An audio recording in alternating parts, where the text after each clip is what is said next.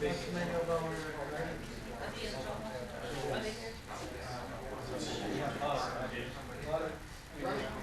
as well.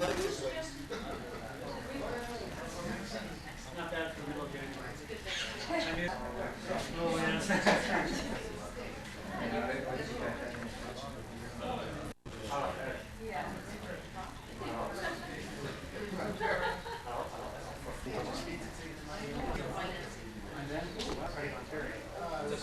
Thanks for coming out in the middle of January to a talk. I know it's kind of hard to get excited enough to come out in a time like this, but hopefully it's a good new beginning time, time to turn over a new leaf and all that. One of my things I plan to do in 2010 is certainly to do what my neighbor Philip has done, that he's going to talk to us about today, which is put solar electric on my house. And Philip has really convinced me and my wife that we can do it even though we don't have any money. And in fact, we'll make money off of it. And so that's what makes it so special. I suppose I should introduce myself first before I chatter. My name is Roger Lohman. I'm the CEO and president of the Green Party Riding Association of this riding, which is Markham Unionville. And our friends, next door neighbors, the Riding Association for Oak Ridges Markham are co-sponsoring this event tonight. And so we want to put the emphasis on hearing the talk so we can all learn something to do, since clearly the federal government isn't going to do anything about global warming, so but maybe we can do a little something ourselves. So we're going to let Philip talk, then we're going to we have two candidates here today, two Green Party candidates, one from our riding, which is Adam. Stand up. Adam Poon. And then we also have another candidate from the north, Griffin Heitas from Oak Ridges Markham. So what we're going to do is I'm going to let Adam introduce Philip briefly, and then Philip will give his talk, which will take a little more than an hour. We'll give him plenty of time to get all the facts in. And then we're going to have Griffin and Adam come up and say a few words about what the Green Party thinks needs to happen, basically, in order for us to move to a sustainable energy economy in Canada. So I'm going to turn it over to Adam and let him do the introductions. Thank you, Roger. Hi, good evening, ladies and gentlemen. I just want to tell you very brief why we have this session. It's just before I know Philip, and I visit Roger, and then I see this panel. Just attract my attention. I said, cool, that is something I look for, and I want to do something similar. And then, coincidentally, Philip just go out. So I say, hey, I don't know even who is it. Just chat about that. That is how it began. So I think, hey, how about then I would like to know your experience. Because I believe, not only me, but probably all of you is interested about to know how we possibly can have something similar. So they come up with the idea, say, how about we just organize something like that? That's how they come about. And that reflects it. A lot of us already have that idea, how we can just do something, really. We talk about that a lot of times, how to make our living more greener. We think that. But the idea is here, and then how? From here to get to the point. And so I would like to have this opportunity and to share his experience, how he do it. And then we can take this advantage to formulate how we can approach it. And for the moment, we are independent instead of we don't have any sponsor commercial. We just want to make it independent, purely facts. That is all we believe.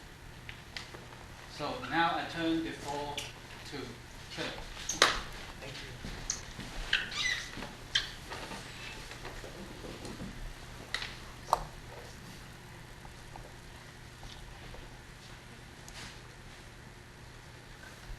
All right. Thanks for coming. I guess I've done this 2-3 times now, and the reason I'm here, is that Roger said, "You ought to talk about this." So here I am. But one of the, I've always been, fascinated by renewable energy, and it's, you know, it's one of the things that's always sort of attracted me, and sort of in terms of you know, offsetting all the consumption that we have in our homes. And really when you know, when I was thinking about doing this, you know, originally I was just going to sort of do partly solar hot water, and then, you know, maybe if, you know, if the electricity sort of made sense, I would do a little bit of that, and then just sort of, you know, record the, you know, what it generated, and so I would see what I had.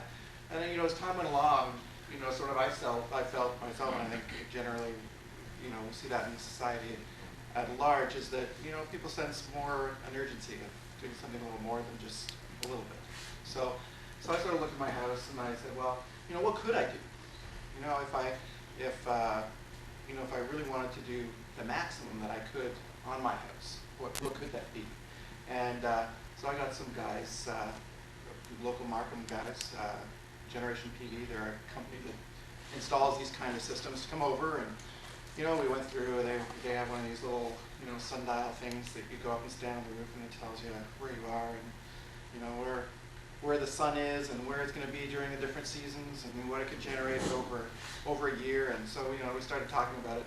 And I'm an electrical engineer, and I love, you know, again, so the energy stuff is interesting to me, obviously, for more than probably the typical person. But so, you know, so I really sort of took it as a challenge to see what I could make out of it, and to see what the math would be, because, you know, I mean, we all hear, and I guess you guys are here for the same reason as you know, you hear a lot of talk about it, but you don't see it around a lot. I mean, it's not like you're driving down the street, you know, solar, and I guess it makes sense as you read about it in the news every now and then, and, you know, it seems like you know, a few crazy people do it here and there, but that's about it, right? And you know, I think the problem also is that you end up, you know, your only interface typically is with a company, and the company's trying to sell you something, obviously, what they, you know, it's their business, right? Their livelihood. So you take what they say with a grain of salt. So I figured, I'm in a position where I've done it, I've paid for it, I've gone through the taxes, I've gone through the math, I've gone through setting it up with PowerStream, I've gone through all of that stuff, and I've lived it. So I can tell you exactly about all of that stuff. So any questions you have that I don't go through, you know, ask away, because that's, to me, those are the kind of questions that, you know, that need to be answered. You need to satisfy yourself. Hopefully at the end of tonight you'll go, okay, now I've got enough to make a decision about what I want to do.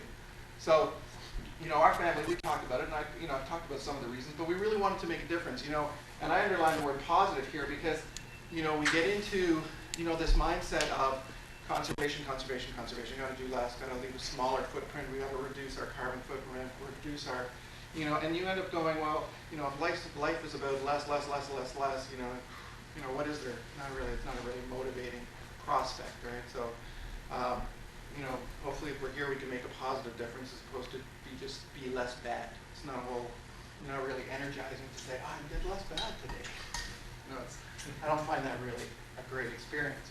So when you put up solar panels, you're actually producing something. You're producing something positive, something from the sun. Something's going to be there tomorrow, next year, and 50 years from now. And so you really are doing something that, you know, basically unplugs you from how the grid is running. So, and as I mentioned, I wanted to get firsthand what the deal was on everything from cash to performance, and I want to get on with it. And as I said, I'm a green guy. I've always been, and nature has been, you know, something that I find, you know, one of the most satisfying things. So you know, building less power generation, all that kind of stuff, and pollution, air pollution, water pollution, those kind of things are important to me. So I figure this is a way of doing something. This is a picture some of you may have seen. This is a picture from outer space, obviously. But it's a picture of waste, right? You figure this is lights at night. Now, we're not up here. We can't see these lights. So this is actually light that's not shining on the ground. Lighting up the ground is lights that are like here, that are out here, that are lampposts that are, you know, you can see the whole lamp, and obviously half of it's going up where no one cares about, right? Except, you know, the Martians, I guess. You can see how our power grid is laid out, right? So we use a lot of power, and we use a lot of power and waste a lot of it, right? So where does it come from? Well, this is Ontario's mix, right? So third nuclear, 23%, so about a quarter of water, about 19% coal, 16% gas, and there you go. Renewables, wind, a couple of percentage points, right? So solar's not even, wouldn't even be the thickness of the line, right? That's how little. Obviously, power generation, no matter what it is, has consequences. There's consequences to solar, right? I mean, you've got to make these panels, right? So that means you're pulling resources out of the ground. You've got a manufacturing process. There are chemicals that you use in the manufacturing process, and the rinsing of the you know, the electronic components and all of that kind of stuff. So, you know, it's not for free, and and all the different things have a different baggage. So, you know, I look at it and go, I figure this probably has less baggage than most of the hydro, because even hydro, I mean, when you dam and flood things, not exactly a great scenario either if you're one of the million people that have to be displaced in China because of the Seven Gorges Dam, right? So, yeah, it's renewable, but it also has consequences. But this is, these are my 4 kids, and this is actually, even we're in Markham now, I can talk about Markham. So that's Markham Road, and the train, that's the overpass on 14th Avenue. So Markham and 14th, the Staples is just right there, and this is now, I don't know what it is, Royal Bank has a branch there. And so this doesn't exist now. Right? This is all, there used to be a wetland, and now it's buildings and pavement. So things change pretty quickly, but you know, you can see the impact. I mean, there's a dead Canada goose there. So I mean, even the environmental green space that we have here isn't exactly the friendliest kind of space. And you know, that's a problem. And I mean, you know, our kids are growing up, my kids are growing up saying, you know, what are you doing about this, right? And obviously, relative to them, I'm in a position of power, as small as we all are individually. But that, you know, we certainly do have an obligation to that. This is one of my twins that I lucked out taking this picture, which is out in the field. But I felt it was a real, you know, it's a real clinging thing. Like, you know, our balance with nature is really in our hands; it's not in their hands. So, you know, this is something. That quote from Margaret Mead you've heard before: "Never doubt that a small group of people can change the world." It's the only thing that ever has. It really is true. I mean, it really does start by individual people, and you know, you read back about all the revolutions. They all start with a handful. It's never pretty for the first few, and then eventually, you know, things change. So we're there. So this is what this presentation is about. That big ball that's out there. So we're going to talk about 2 different solar things tonight. One is solar electricity, the other solar hot water.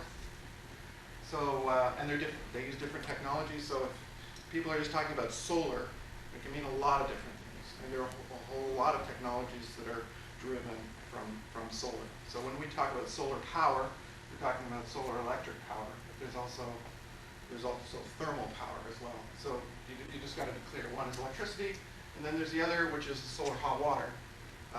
And I'll talk about both of those technologies since I got them both installed. Obviously, the first thing you want to do is do what I was, you know, talking about. That's not the fun part, but is to cut consumption, right? I mean, the reality is that consumption is not only the cheapest thing to do in terms of saving power, but it's the easiest thing to do. And I mean, you know, it's less and less and less and less, but the math is really amazing.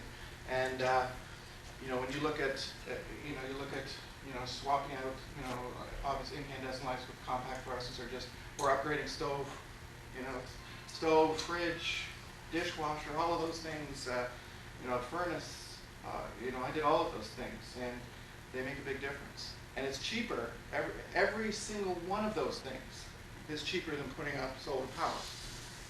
Because one way, because you've got to look at it as either it's the cost to produce power, but it's also what's the cost to not use the power. And it really is the same thing. If I use this much power in the house, and I can say I can buy a solar panel to offset that much, right, which would reduce the draw from the grid, or I can just buy more efficient equipment, which would reduce my draw from the grid as well. And then you go, how much did it cost me solar? How much did it cost me to do whatever I did inside the house, right? But in terms of buying stuff and replacing it with more efficient stuff. And when you look at the math is probably 4 or 5 times cheaper to just, you go, my fridge is perfectly good. Yeah, but it's 10 years old, and fridges today use about 1/4 of the power, and that's the largest use of electricity in your house. And then you go, besides the furnace and hot tub if you have one, right? So things like that, even though they're still working, you got to really not let that get in your way of just because they're working that it's okay. It can be very wasteful and still running. So this is what it looks like on the roof. And these are the ones here are the panels like this. These are the electric panels. And the ones that are steeper are the tubes that are solar hot water tubes. And obviously there are different angles. The ones that we put the solar power panels on the roof. And I mean, I could have put a frame and changed the angle a bit here and there, but it becomes more complicated, more expensive, and relatively speaking, it doesn't make that much difference. Having the hot water tubes at a much steeper angle is you make a choice, because basically the one thing that I've really become conscious with is the sun is very different at different times of year. I mean, before you sort of go through and you just sort of think of the days being longer and shorter. But if you look at the arc, they're longer and shorter because the arc of the sun is changing. I mean, right now it's going like this in the sky, and in the summer it goes like this, right? Now, I've just sort of historically thought about it as longer days, right? So it therefore produces more power. But when it comes to these systems, it makes a huge difference, because you can imagine these panels are sloped kind of like this. So if the sun is going around like this, that's not really a good fit onto the panels. So the solar electric panels generate their maximum power when the sun is directly on top of them. So obviously these, being relatively flat on the roof, are going to produce most power in the summer. But that's when the longer days are. So you kind of do the math and you say, I could orient them any way I want. But you go, the math is best when I have the longest hours and the most direct impact, and that's the summer. So therefore, the solar electric panels, it's definitely better to be flatter. The solar hot water, obviously the summer, there's a pile more sun, right? I could, if I had put the solar hot water panels in the same arc, like lying at the same flat, like it'd produce tons more in the summer. But think of it, in the summer, people, they're not on the, kids are off school, they don't take showers, waste of summer or something like that, right? And so you don't use anywhere near the amount of hot water in the summer that you do in the winter, even though the potential is there for it.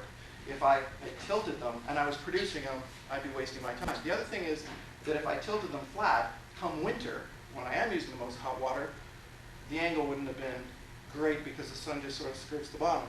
So this is typically what you would do when you have both systems, is you tip the solar hot water panels high so that in the summer you're going, yeah, there's plenty of time and there's plenty of hot water anyways, even though it's not ideal. But come the fall and the winter, when the arc of the sun is lower, the sun is hitting straight at those tubes. So you get the maximum production. So it's kind of the reverse. But you get the maximum production even though the number of hours is shorter, you're getting a lot more capacity when you need it. And I mean, ultimately, that's the only reason you're putting them on, is because you got to be using it. If I've got the power that's being produced on the hot water side, if I'm not using hot water, I've just got to vent the heat out the side of the house, which is a total waste, right? So that obviously is not a very smart thing to do. So physically, this is how the electricity works. You have the panels themselves here, the solar modules. The sun hits them. It produces direct current. I guess I'm not going to get into the electrical side, but basically, the current we consume in a house is in the sine wave, which is up and down, up and down. So, and the power produced by a solar panel is DC, so it's like a battery. It's sort of just a flat line. And so, to make it usable inside a house, especially a house that's on the grid, like we have, the grid is AC as well, so it's a sine wave, so the two have to be matched.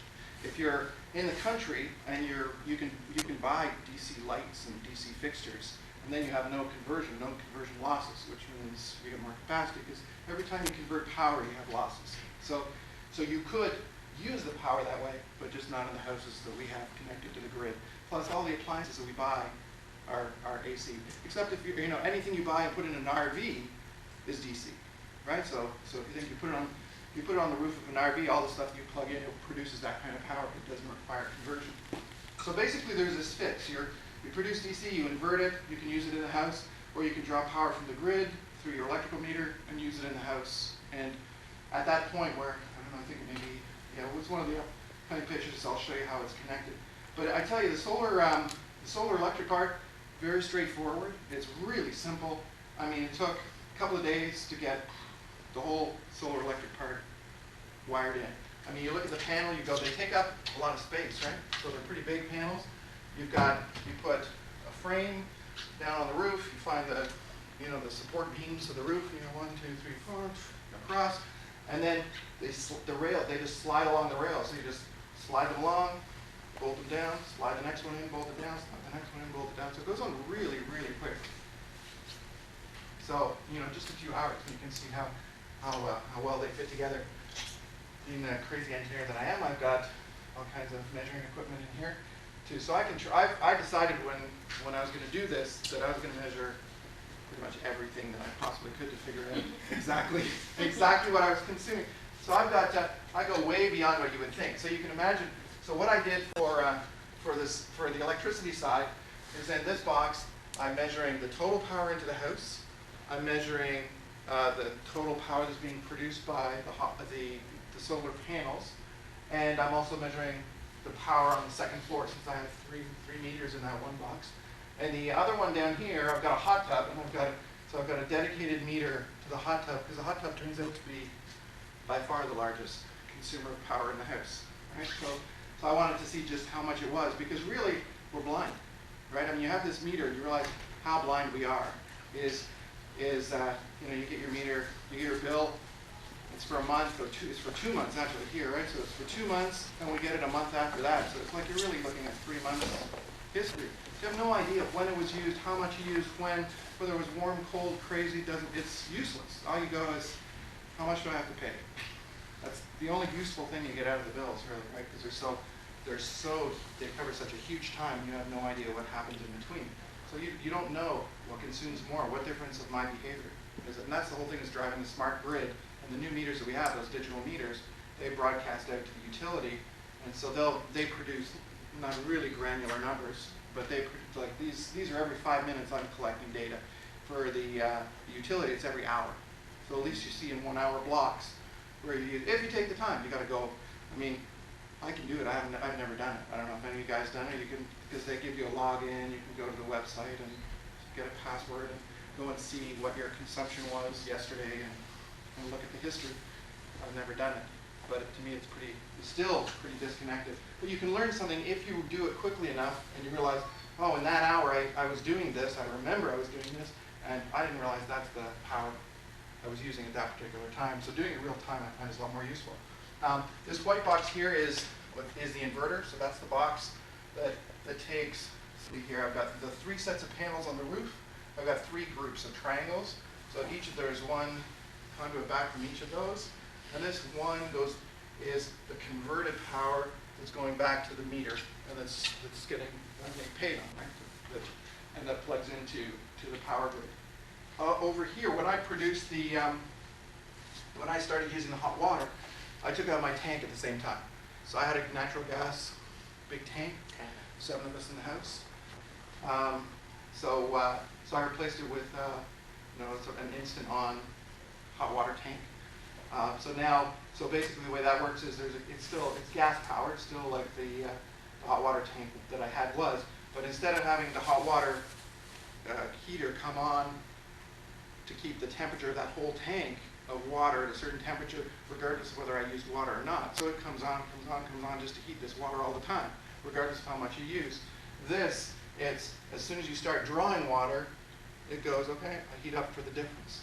Now, when you've got solar hot water, or water that's heated by the sun, as I do, I've got the tank is sort of sitting here, and and when I draw hot water, it comes from the tank into here. So basically now at the inlet of this heater, it looks at it and goes, geez, it's already hot enough, so I don't have to come on. So it just passes the water through, right? So it's really a lot better setup. So if you go to solar hot water, that's a natural thing to do at the same time, is ditch your gas, your tank. So what's the heating system of the house? Is it a gas furnace? Yeah, it's a gas furnace, right? It's forced in? Yeah. So there's no interface between the two? No, there is. Roger and Heather, they put the coil into the heating system unplugged from the gas. So it's winter now, Roger, so you can tell me where I am. So you can tell us how that's going, right? So I'm not gathering data like you are. Oh, I know, that's the problem. I have to put some of my stuff over your head. So which I should, But the energy that you are taking from the the panels for the electricity. Yes. Are you using that in your own home? Yes, 100%. I'll show you. Let's see. There you go. And then the access goes to the grid? Yeah, this is actually how it works. So you go, you saw that one, so the one wire coming out of the box here, the big one, so that's the sum of all of them. It's converted to AC. It's coming out here. It physically is the same piece of wire. So it's coming up here and it's going to this disconnect. The utility requires you to be able to just disconnect the system from the grid at any time so they can come here and do that themselves. So it's not tucked away inside the house, right? Now, so you see I've got 2 meters, and this is the way it works. I've got the dirty pipe right there, is the pipe coming from the transformer that's in front of Roger's house. And it feeds four of our houses around this little circle, and there are 4 houses that are fed, which is pretty typical of a transformer, one of those transformers. Feeds about 4 houses. So one of the feeds comes over here.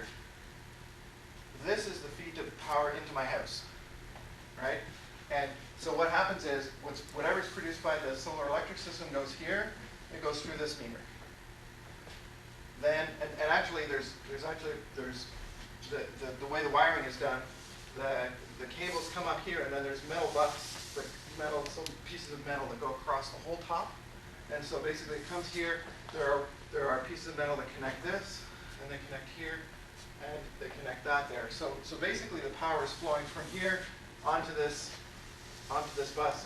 Now so it's at the same point that the utility feed is coming in. So now the question is, the house uses whatever the house uses. So if it's being produced here, anything that's being produced here has a choice, because at this point it can either go into the house or it can go back through here into Roger's house, right? Because that's electrically once you're, and it's the same. The nuclear power plant just has a bigger cable than this, right? But it basically just hooks onto the grid, and then so you've got 2 kind of completely separate things that are happening at the same time. So you get power pushed on, and at the same time, so you can think of if you have a tarp and you're pouring water onto the tarp in different places. So the water is flowing in. Then you got a bunch of holes in a whole bunch of different places. So the water's flowing in, right? So they're related, because obviously for power to flow, it needs to go around in a circle. So it needs exactly what you pour in needs to be used, because it's not stored anywhere, right? It's one of the biggest power issues we have, is we can't store this stuff very easily.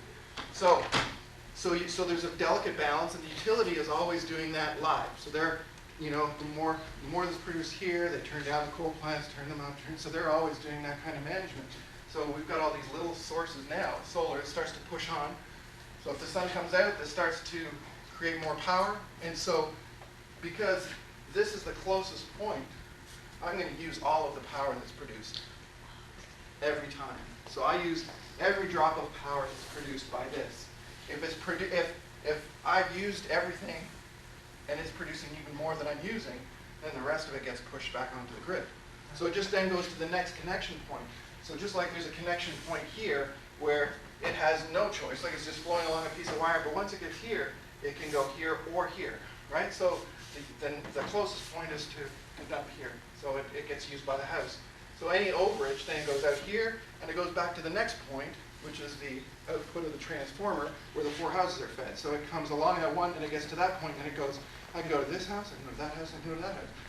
The one with the shortest wires is the least resistance, and so current flows that way.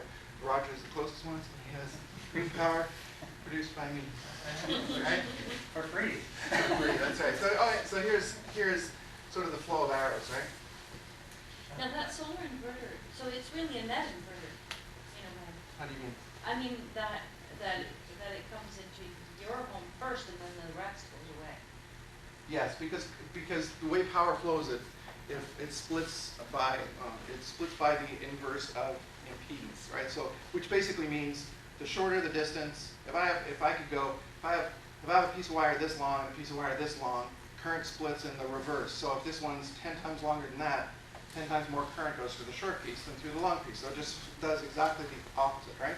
So since my house is the closest point of consumption, and why would it go up all the way through all those wires, so you're going, it's going uphill basically, right? So I have a question. Yes. The way it's connected right now, I I think in case of power outage, you won't be able to use your energy. That's right, and that's exactly true. There are different ways to set up this system.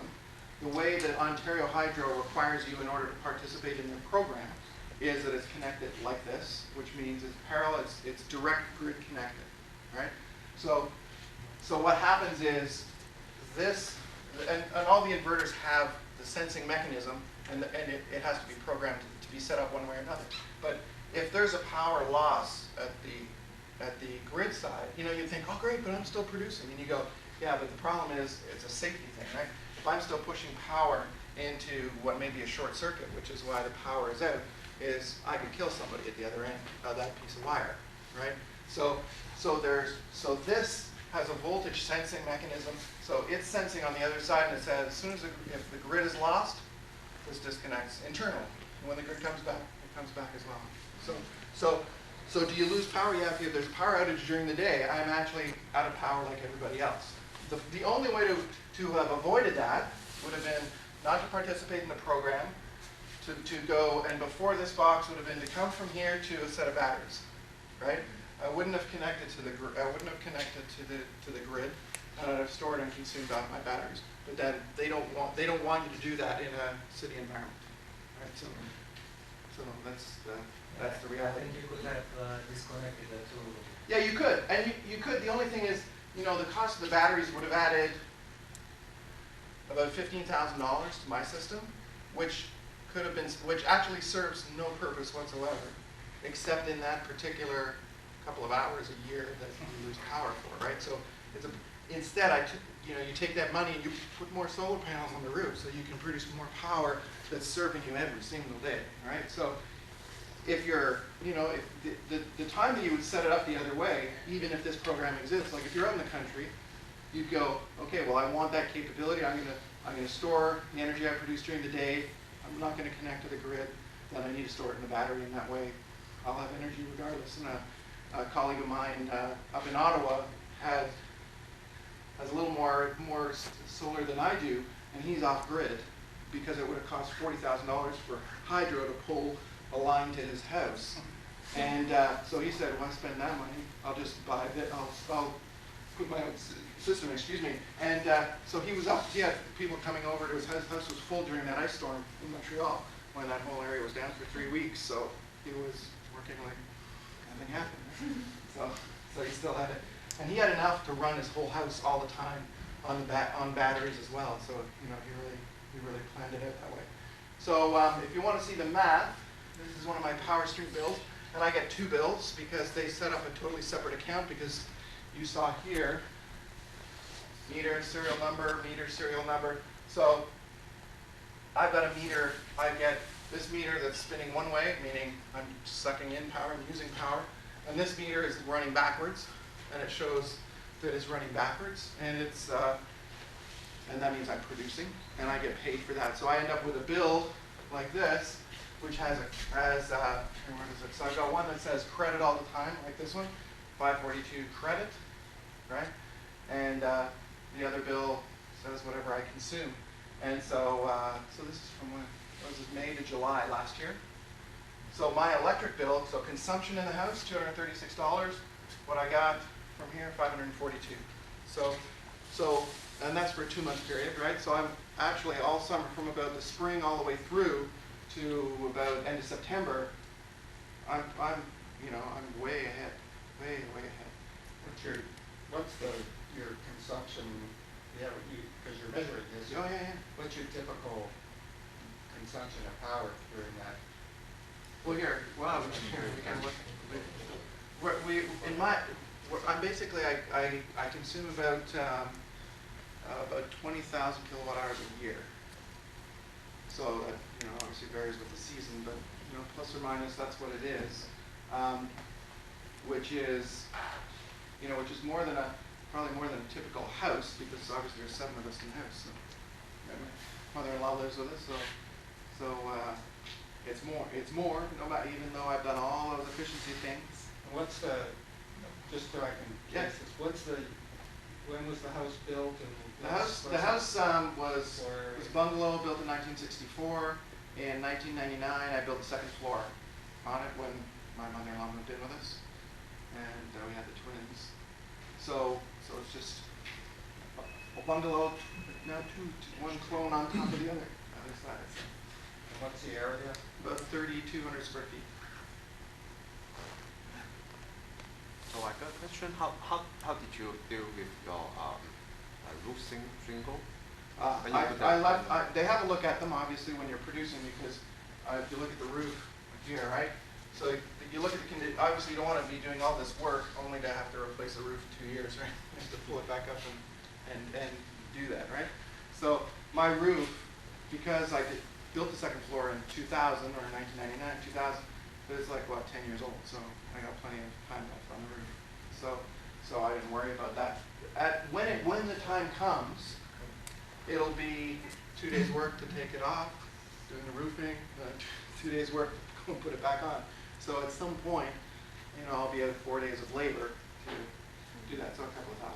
Do you think that will extend the life of the shingles? Absolutely will, and the interesting thing is, and I'd read about it, but until I built it myself, I didn't believe it, right? And you go, but there's a picture right I have right at the end, because it's actually we already saw here. There. So on this day, this picture was taken by Power Stream. They wanted to do a piece on my house because I was their first solar customer, right? And or they were my first solar customer. So I was the first guy they plugged in solar-wise, so they wanted to do a piece on their program. So we were up on the roof, right? Now, one of the pictures they had me in all these different positions, sitting down, standing up, and all that. So one of them was sort of sitting on the crest of the roof here with my hand, and so of course my hand was on it. It's like, whoa, it's like too hot to touch. You cannot touch the roof and actually hold it. And so when you slide, and that's what I was showing the guys. I was there going, I read about this. You put your hand here and you go, holy cow, I can't touch it. And you slide it under the panel because there's about this much clearance under the panel. That is room temperature, right? It's like this ambient temperature. Huge difference. So what they say is that roofs last longer under this condition. But you go, yeah, it's true for the pieces that are under the roof, but what about the pieces that's not under the roof? When that wears in, it's still got to change the whole roof, right? So it's true, but it doesn't really matter. Also less cooling needed. But that's right. But that's the big benefit, because the big benefit is when the roof isn't hot, that means that heat isn't being transferred into the attic, which means it's not being transferred into the attic into the second floor, right? And that makes a really big difference. So that's a real benefit, especially having done as much of the surface of the roof that I could. So I basically, wiped out about 3/4 of that surface area is now way cooler from that effect. So. In the winter, what's the solar credit from? I suppose it's much smaller. Yeah, I just got the last one, which they screwed up. It's funny, last month they screwed up my electric bill and my gas bill, which is really both the same month. Gas, they charged me as my gas bill. I got a bill for $900, and I was there going, holy smokes! I'm running I got the hot water. What am I feeding for gas? Like the furnace, and it was November, right? So you're going, it hasn't been really cold, and I got the solar hot water covering off all of that. So what's? And so I went up to the meter and I looked at the number, and the guys had put the meter reading was 9788, and they'd read 99. So they'd read 1,000 more than I should, right? So it's like. So I phoned them in, and they said, oh, yeah, I guess that probably is. And yeah, I guess it is a little out of your usage pattern. And you're going, yeah, like it's more than I've used in the last 5 years put together, right? So they're going, I don't think it's a possible number, right? So they, I just got it today. I got it in my pocket. So they gave me, credit. So now my bill is $87. So a little better on that. But they made a mistake as well in the solar credit, which is interesting. I tell you, when they say you got to make watch the bills. Well, the bill is interesting, and I guess we all need to watch it because otherwise it would be a problem. Because you go here, so these numbers were right, which is this is the last reading, this is the reading we measured, therefore the difference between the two, this is the amount of power you produced. And then in the math here, and it said here, so it said this is the number of kilowatt hours, that's the rate. But then the number, so it said, 1,200 kilowatt hours, there's your rate. And then it was like $29.30. I was like, what? And I know it produces less in November and December, but I think it was that little. And the number was actually pretty close to this. So it really should have been $400 and something that I should have got the check for. And instead it was $29, right? So I phoned them up and they go, oh yeah, that's right. I don't know, because that's a deeper math problem. That's not, I mean, I understand the gas problem. That's a guy physically going, is that needle at the 8 or the 9? Right? I can make that mistake too. That's a human error, right? But this is an electronically generated thing where the numbers were right all the way through, except for that value. So, and it was only because I thought it was crazily low that I even challenged it. Otherwise, you know, this is real money. But the answer is, yeah, obviously it produces way less in the winter months. I really don't expect it to produce that much, but it still produces, you know, $100, $150 a month in the winter. Like I said, my last check, which was from November to from middle of October to middle of December for those 2 months, it was still $400. So, you know, you can't complain about that. It's still producing a couple $100. So here's actually, if we look back at last year, because the numbers are here, right? For last year, so you go for the February bill. So I only produced 147 kilowatt hours. Then between February and March, you know, a total of 400. So obviously a big jump, right? Because this was put in at this time, so the beginning of January. So this was about a month. So look at the difference. You know, month 147. The next month, right, 500 and something. 2 months after that, 1,300. Right? So you can tell they go to really rocket something. But Well, without saying consumption, that's really production. that's production. Yeah. So when they say production, that's why it's all credit. Right? So these are all, but obviously they're bills, right? So they go, we print on the same bill all the time, right? So that's why. So it says consumption. You're right. It should be production. I guess once there are enough people, they'll have 2 bills, and this will say production, and these numbers will be, you know, those numbers will be, well, at least those numbers are negative, right? So What's the nominal capacity of a, my system is 6 kilowatts peak, 5.94. Are you supposed to get more solar income in the winter or in the summer? Summer for sure, Yes. because Longer sunlight. oh yeah, you've got 2 things. You've got longer days, and you've got more direct contact. So you end up with a big difference, about 10 to 1, summer to winter. So this is a typical day, solar day. You know, so it's midnight, and the green is what the solar panels are producing. So you can see, when was this? Middle of September, right? So middle of September. So we go up, starts producing power around 7 o'clock. So I tell you, you look at this because you know this is the equipment I've got. So you can tell exactly when the dawn was, when sunset was, and you can see that going, right? But you can see that starting from about 10 o'clock, 11 o'clock, it's producing more than what the consumption is in the house, right? And it shows you how, to me, one of the big surprises with the house was, of course, because we've been in total darkness about how we consume power, I was really surprised to see how choppy it is, right? You know, we think of, oh, we consume more, then we get up, we consume more power, and then we go to work, it goes down a little bit, and then, you know, we get back, and it goes up, and then eventually go down, and it goes back down. You know, okay, that's kind of what I expected, but you go, all right, there's still quite a lot of power used at night, and that's all those loads that still stay on, all the computers that are still in sleep mode, the Rogers box is still, even though it says off, it's still on because all the electronics stay on anyways. So you know, all of those things mean that you're still using power 24 hours a day, right? And then those could be, you know, the fridge opening or the fridge's compressor coming on to bring the temperature down, or it could have been, you know, one of the baseboard heaters coming on in one of the rooms for a couple of minutes to heat up the space. But you can see that for this whole time, it's producing more power than it's consuming. So not only am I offsetting completely what I'm consuming during the day, but it means all this extra I'm actually pushing into the grid when the grid needs it most, right? Like the grid isn't running out of capacity at 2 o'clock in the morning. The grid is running out of capacity when it's a hot summer day, when everybody's got their air conditioners on, and guess what? That's a sunny day, right? It's never not a sunny day. So sunny day is when these things produce the most. So that's where solar electricity has such a great cross with the grid, because it's producing its maximum predictably, exactly when the grid needs it most. Whereas wind, systems are a lot bigger, but it may be, and it typically is, there's a lot less wind in the summer than there is in the fall and the winter, and it's completely unpredictable, so you can't count on it delivering when you need it.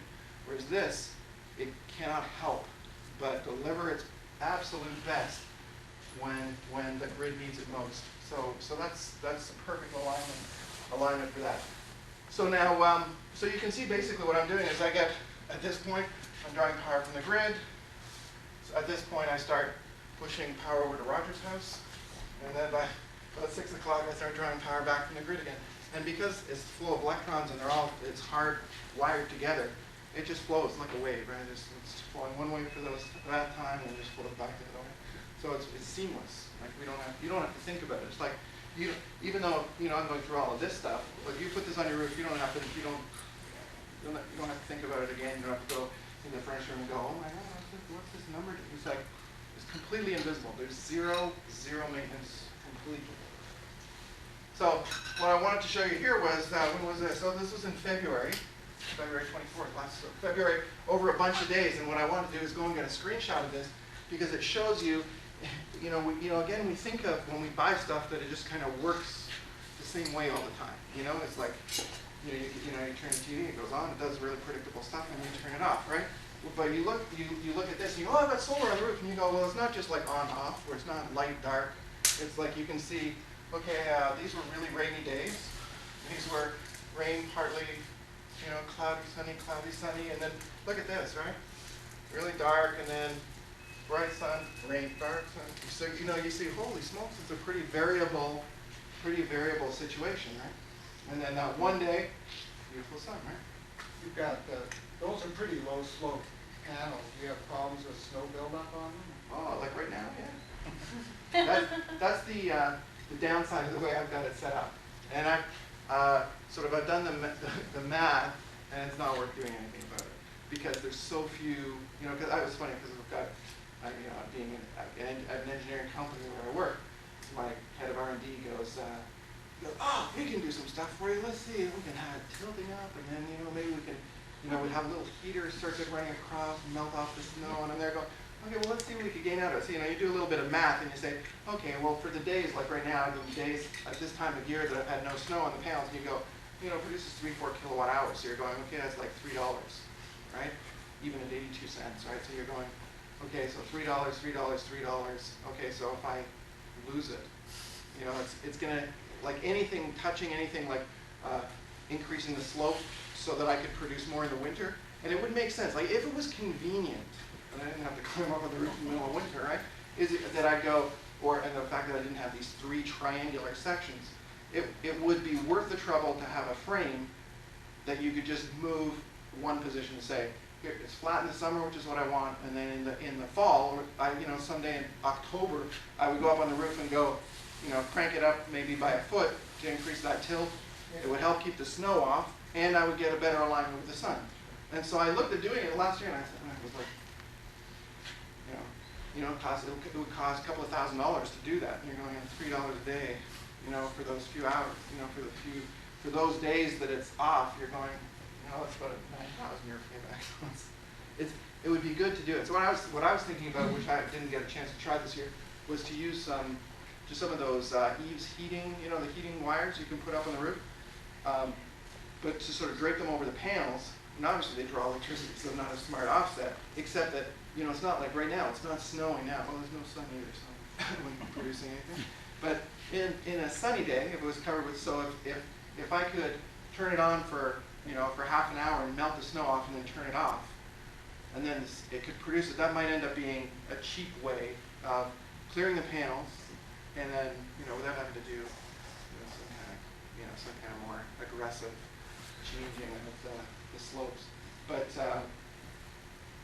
you can do that. If I'd done that, I'd have had to get a structural engineer to review it. It would have had to go through the town, a different part of the town to get for zoning, right? Not for the zoning, but the building permit process, because wind can get underneath them and pull them up. So you put a lot more stress on the roof. And I may have had to do, the roof may not have been able to tolerate that. I don't know, because I didn't do it. But that's one of the things, I know Roger had to go through that because his panels are up there, and so, you know, if you're putting just the solar electric panels and you're putting them flush to the roof, they don't do a stress assessment. You don't have to get an engineer to do all that. But you still needed a permit. Oh, you do need a permit. You do need a permit. Now the guys that I had and Roger had, I mean, they take care of that stuff. You don't bother doing it. You're not involved in it, but it has to be done. And then the inspectors came after the whole Markham's whole building. The inspection department came over to my basement for a day while they went through it because they'd never done one before. So they're going, how are we supposed to inspect something we haven't got experience with, right? So it was a whole big education process.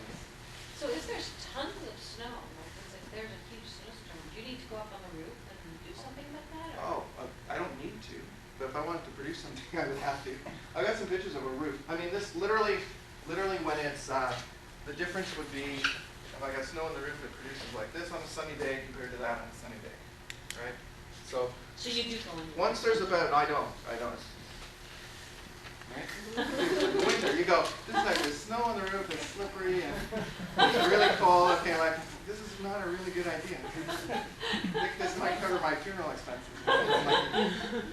You know, so, right? So you go, yeah. So it's not obviously it's not something you do, but once it's more than a couple of inches, you're pretty much done until it blows off or rains off, or you know. So that's like, it doesn't usually stay on that long. Last January we had a kind of a weird January. We got like 4 or 5 inches like really quickly, and so what happens is because if there's like say if it snows like tonight a couple of inches, well then tomorrow as it warms up because the panels are dark, right?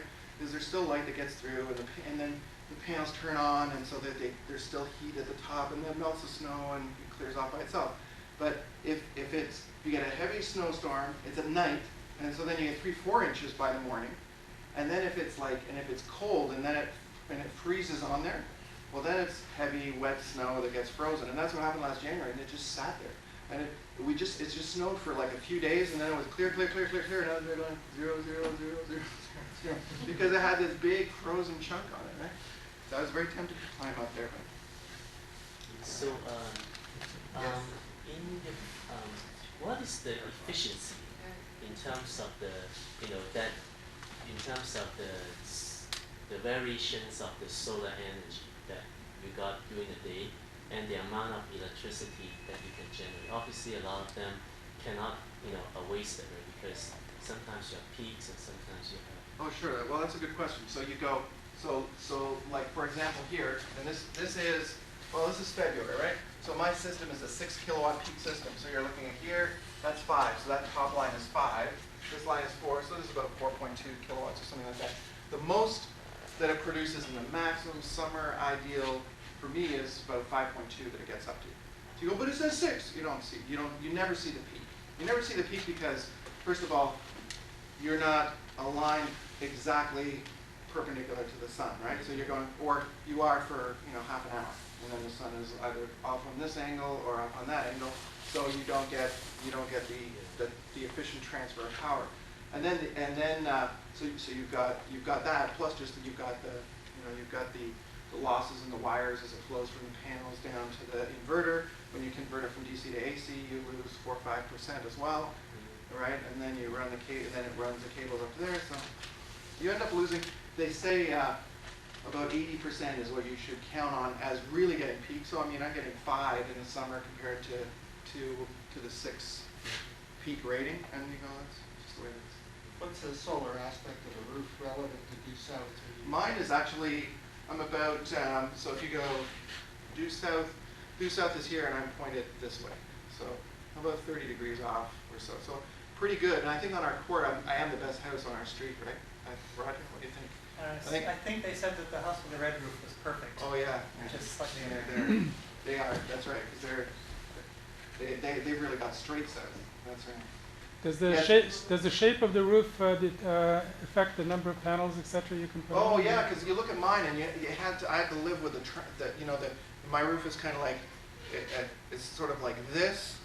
And then there's a triangle, and then there's another triangle off on the side. So I had to go, so they go, you've got the panels that are shaped like this, right? So you go, so if the roof is going down like this, you go, sorry, can't put anything over there. So if I'd have had a nice rectangular house, I probably could have got 5, 6 more panels on there, right? Which would have probably, it would have been another kilowatt. Because each of these is about 200 watts. This panel, right? So mine was pretty awkward that way. I mean, it actually had to be split into 3 sections, right? So it's pretty unusual. Like, Roger, you have great, nice, big rectangle in the wrong direction. Yeah, they're gonna have to put them on an angle. Yeah, so you realize there's all this baggage goes, and he's got a better slope than I do, so the snow's not going to stay on his anywhere near as they stay on mine, except that he's twisted a little more. So now to get the sun, they have to build a frame to get them up, so you're otherwise you're not on the back of the house and you're not losing. So there's always work to do. You very rarely are in the ideal, which takes away from the efficiency, of course, right? Especially because Roger's going to be a little different. So you just have to go. You do the best you can. You see what it does. What about trees?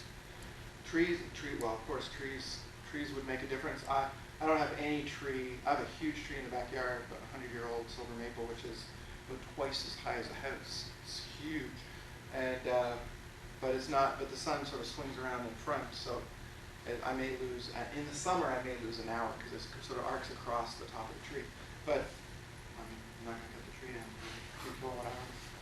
I'll cut the tree. But flat roofs. Flat roofs? Well, flat roof, you just use the frame. So the same kind of frame that I have for my solar hot water, you would just put the panels on those. So right. no problem. What about if there's a strong wind? Well, that's why they would do like you would have a structural engineer would design the frame, and it would have to be obviously secured in the roof to withstand that underblowing stress. Some people on flat roofs actually just install it flat, and then you just take your lumps in terms of production because of the Arcus it would be worse than mine, right? But at least then there's no stress on the roof at all. So I've seen it done both ways. And there are support systems that just use weights. Yeah. So you're not actually penetrating the roof. Yeah, that's the other thing. On a flat roof, you don't want to be drilling a whole pile of holes, right? Because obviously the water will find a way. Right. I just want to make sure you have enough time to get to the economic side. Oh yeah, it just starts I think in about an hour. Okay. Yes, there's kind of. Have you calculated the winter and summer capacity factor? Not directly, apart from anecdotally knowing that it's about that it's right now it's producing over these months on average, and we can actually after this, if you stay, I can dial in live over here over the net. We can look at live data over the last few weeks or whatever. And right now, I was looking at it yesterday, and it was like producing 4 or 5 kilowatt hours on a sunny day, right? Where in the summer it's producing 30 on a sunny day, 32 on a sunny day kilowatt hours. So you're going, here's your difference right there, right? So it's time and impact, right? Nice. So there you go. You wanted snow? This was snow. This was, see look, 21st January last, so December 21st last year, right? So there you go. So it didn't produce any power until the end of January, basically, because that was thick. That was like this thick, and it was frozen solid stuff. Wow. I wanted to go up there and change it, but I really couldn't do it. But look at the hot water. Hot water doesn't matter. Obviously the slope, right? The slope is that much steeper, right? So great for hot water. So all the way through the snow, the hot water is there no matter what. With that kind of slope, I mean, solar electric would have been great too, but you'd have had to stand it up like that. So let's look at solar hot water now for difference, because the math, if you're interested in the math of it, as Roger was saying, the math for solar hot water is a lot better than the math for solar electric, right? It's just not as sexy, I guess. I don't know. Solar electricity seems to be so much, it's higher tech, or it seems higher tech. Heating water with the sun has been around forever, of course. And so when we put solar hot water on our roofs, basically what we're doing is we're putting these pipes on the roof, like you saw those round tubes. And so the sun heats the tube up, and you end up with colder water getting pumped out. It picks up the heat as it passes along the tubes. The hot water comes back. It goes through a coil that's inside a tank, and because the water is a lot hotter inside the coil, it's like a kettle, right? So it just radiates out and it heats the water in the tank. And then when you would use the water out of the tank, you're drawing from the top of the tank, which is, of course, hot water goes to the top, the cold water sinks, so you end up drawing the hot water off the top. And that second graph, this is a chart I got off the net because it was pretty close to what we had, is in commercial systems, or if I was going to use this to heat my floors or really heat 100% of the house from it without needing using a furnace, is I could have had a hot water boiler and then had the coil, so if there wasn't enough heat transferred from the sun, there would be heat transfer here. So it's just another way of doing it. So yeah, so there's the tubes in the back, and standing up for the peak winter, and the sun, flat solar hot electric panels for a peak on the summer. So it looks really complicated. Basically, so you've got the tank, here's the tankless hot water that I talked about. I got the tubes. There's this whole control system, which you don't really have to worry about. It shows you the temperature coming in and coming out. And then you've got control switches, and that's all, there's all this little computer that does all the switching automatically. It's hotter on the roof now. So basically what happens is, obviously, you know, as you're transferring the heat here, it gets cold. But if it's a cold day outside, or if it's cloudy, then you're not just going to automatically circulate all the heat, because there could be a point where it's actually warmer in here than it is on the roof, right? And so there's temperature sensor here, temperature sensor, so going out, coming back, and it does all the math of, okay, it's warmer, there's a gap, but the sun's beat on it for a while, so the temperature gets hotter up there. Once it reaches a certain point, it comes down, pumps the heat out, waits again until it's hot again, pumps it out again. So but it's done all automatically, so you don't have to worry about it.